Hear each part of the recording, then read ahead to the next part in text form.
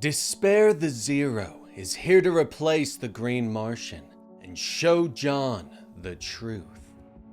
Agent High pulls on his plastic gloves and turns back to the operating table. We've tried to communicate. Your silence has left us no choice, High says as he looks down at the Green Martian. John, trying to teach, reach, warn you, trapped in ideological prison, the Martian thinks, trying to reach out and touch John's mind, but there is no response. Agent High looks to Agent Low. Begin the alien vivisection, Agent Low, he orders. The woman nods and picks up the sharpest instrument she can find. She raises it high and plunges it into the Martian. Multicolored liquid streams from the Martian's chest, splattering around the room. "Find me, John!" the Martian yells. Meanwhile, John is standing in a stranger's living room. It's been a week since he's seen the Martian, and he's starting to worry. The husband and wife look at him with barely disguised disdain, their thoughts floating above their heads in multicolored smoke. "What's this all about, Agent Jones?" the husband asks. John motions to the man's wife. "I'm here to talk to your wife about a dream she had a week or so ago. One red eye, kind of a big green vibe killer, interrupted a steamy daydream you were having last Wednesday?" John asks. The husband looks at his wife in shock. "What is he talking about, Tiffany?" he asks. His thoughts shift to betrayal, but Tiffany shakes her head, her own thoughts shifting to defense. The two begin to argue, cracks appearing in the foundation of their home. John looks to his new partner. The dark creature motions to the couple. His smile is jagged, green cracks in his face. "She doesn't respect him, and he doesn't trust her. This thing's on shaky ground. Looks kinda familiar, huh, partner?" Despair points out. "Must be connected," John admits, ignoring the rest of Despair's comment. "Never mind, my mistake. Sorry to bother you," John says as he turns and walks out the door, heading back into the street. John goes to several more homes, trying to track down the Martian through the people whose dreams he invaded, but there are no answers. Finally, John walks through the rain outside his motel, Despair's arm around him. He still had no idea who this new creature was or what it wanted. "You never asked. I'm Despero the Zero, your new partner, your last best friend, the only one you'll ever need. I'm here to destroy you, John. Physically, mentally, spiritually, and through you, your entire mundane reality," Despair explains. Lightning flashes overhead. "I'm not like the last guy. I'll always be honest with you, partner. I promise," Despair continues. But John shrugs the creature's arm off his shoulder. He's late for his family counseling appointment. Meanwhile, Tyler plays at the doctor's office, his eyes locked on the game of operation. But it's not a man he's operating on. It's the Green Martian. Inside the ideological prison, Agent High is reaching his hands into the multicolor abyss that seems to dwell inside the Martian's chest. "High, careful," Agent Low whispers. Both their eyes are lost in the swirling colors of thought and imagination. But High shakes his head and grasps hold of something. "Relax, I've taken standard psychic precautions," he whispers as he pulls something free. It pulses in his hand, a swirling mass of color and geometric shapes. "What is it, High? What do you see?" Uncle Sam asks, his cigarette smoke drifting through the air in red, white, and blue patterns. High holds up the thing, breathing in the thoughts and feelings that waft off of it. Experience of super compressed quantum geometry, 10 trillion interpretations of Bob. Tyler accidentally touches the side of the operation and the game buzzes. Agent High's head suddenly explodes in a burst of multicolored liquid, the goop splattering on Uncle Sam and Agent Lo. Huh, okay, that was interesting. Lo notes as she gets to her feet. Meanwhile, John has arrived at Dr. Trapp's office. "Sorry I'm late," John says as he comes in and sits down.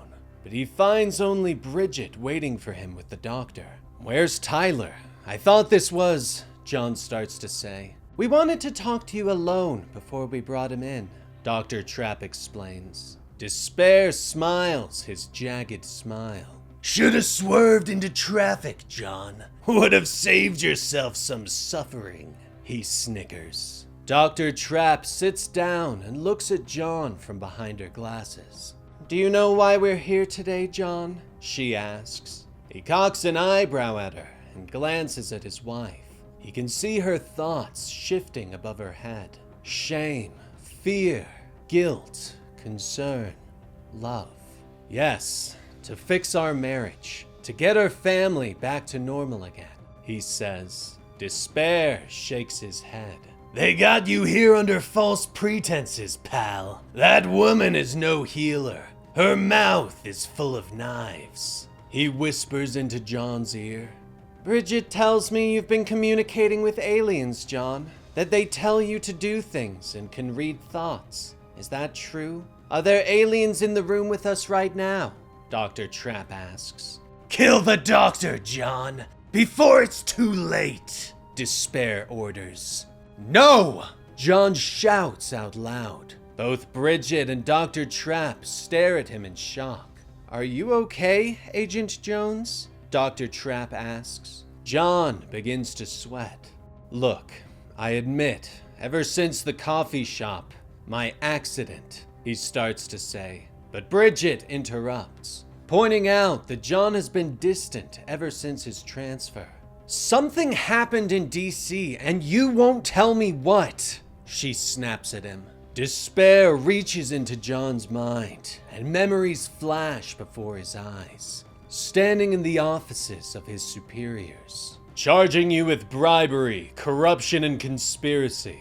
Or you can save us all some embarrassment. Take the transfer. Disappear," they suggest. John pushes the memories away. "Nothing happened in DC. I got transferred," he tells Bridget and the doctor. "You're good at lying, John. You almost had me convinced, and I live in your head," Despair says, his smile growing wider. Tyler continues to play.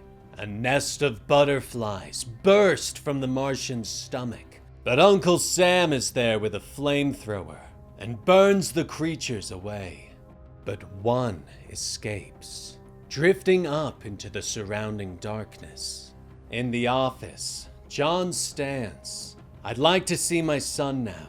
I thought this was supposed to be family counseling," he says. "They'll never let you see your son again, John," Despair says from his place at John's shoulder.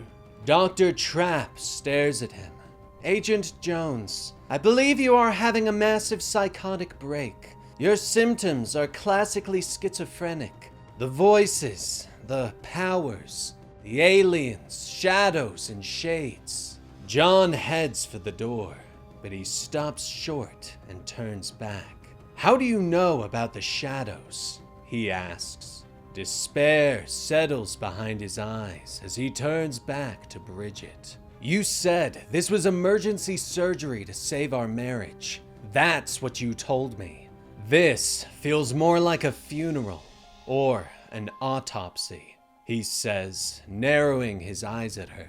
"But you wouldn't do this. You would have talked to me. This isn't you. None of this is you," he growls. He reaches out and grabs her by the wrist. "No, none of this is you. None of it. Someone's done something to you," he snarls. "You're right, John," Despair whispers. "I can show you if you want. Martian vision's on the fritz, but I think you're ready for something better.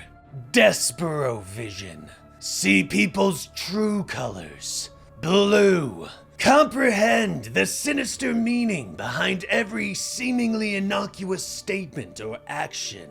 See how people see you. How they've always seen you. How they always will see you, Despair tells him. John turns and sees Bridget through the Despero vision and sees a double of her as a shadow creature. Her eyes glowing, her teeth long and sharp. John looks around the room in shock, realizing that white smoke drifts around them. He turns and dashes into the next waiting room, finding Tyler there, floating in the air. White smoke drifting from his eyes, nose, and ears. Tyler! No! John gasps in surprise. Yes! I told you I'd tell you the truth, didn't I, pal? Despair tells him. He's been so much better, John. So much better since you've been gone. He started talking to me. He talks to me all the time now. Only, I could only hear it in my head. I can hear him in my head all the time, John. Bridget tells him as the door bursts open behind them, and hulking orderlies step in and reach for him. Go with them, please, she says as the orderlies grab him. But John pulls away. He stumbles and falls to the ground. Suddenly, he is sitting in his motel bed. Despair sitting behind him, holding his shoulders. I can see why the Green One chose you. You're perfect, Despair says with a smile. But John shakes his head. Chose me? He didn't choose me, John whispers. Oh, come on! You must have figured it out by now. You think it was a coincidence you were at that coffee shop on that day at that moment? You think you, any of you, have a choice in any of this? Despair asks.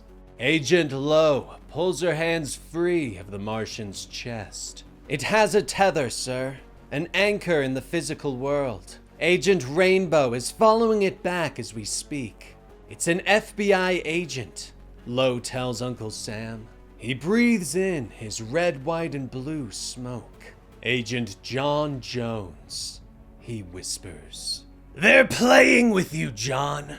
All of them, Despair tells him. But sorry to say, they've gotten bored with you, buddy. They're throwing you away.